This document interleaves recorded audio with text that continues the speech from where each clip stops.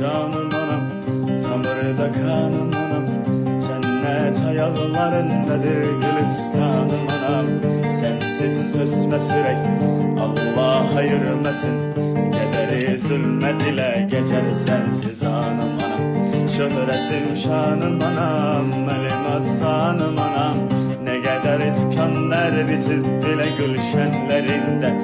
Sen ki bir ömür fida eylemiş evladına. Ne kadar azap gizlenip saçının derlerinde. Canım anam, tanrıda kanım anam.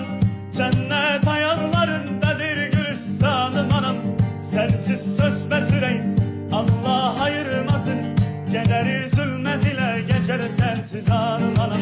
Şöhretim şanım anam, elim azanım anam. Ne kadar ifkanlar bitip bile gülşenlerinde. Sen ki bir ömür fida eylemiş evladına. Ne kadar azap gizlenip saçının benlerinde. En güzel